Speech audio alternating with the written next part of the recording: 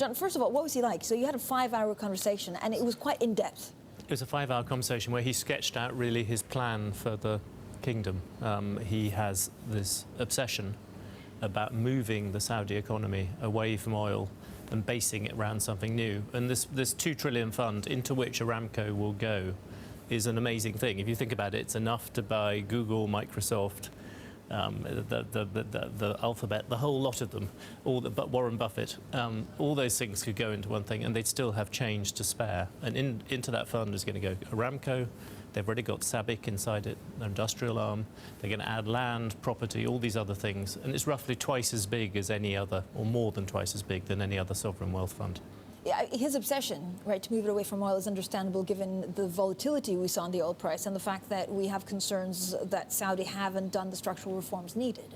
Yes, and that he's pushing on very hard as well. I mean, he's already cut all the subsidies, and they're now moving on to other things. It's a rather dramatic plan in terms of the economic transformation of the country. John, all of us were weaned on Daniel Yergin, The Prize, or Robert Lacey's books, The Kingdom. Everybody read cover to cover as their first window into the royalty. We all understand this is a generational change. Did you get that tone in your interview? And if it is a generational change, where are they heading?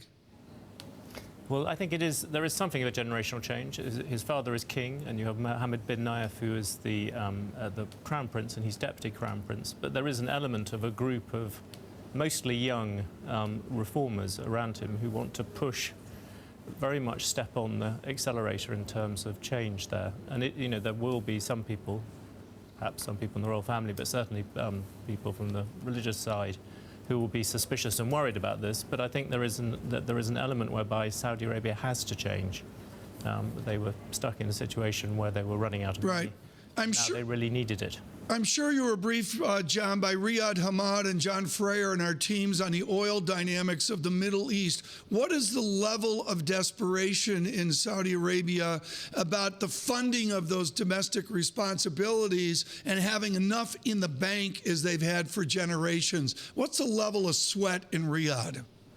Well, you look and see that most of their revenues have come from oil, and the idea of setting this up as an investment fund is that will change, even technically, because Aramco will go into it. It will no longer be coming directly from oil. They'll become a bit like, very similar to you, Tom, an investor sitting there living on several $1 trillion and not moving. It's going to change even the way they think about it, I think, and that I think is important. And they're also going to try and build up over the next few years a whole variety of different investments.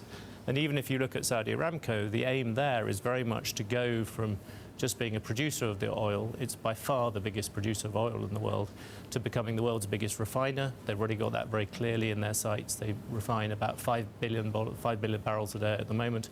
They want to push that up to 8 million, 10 million.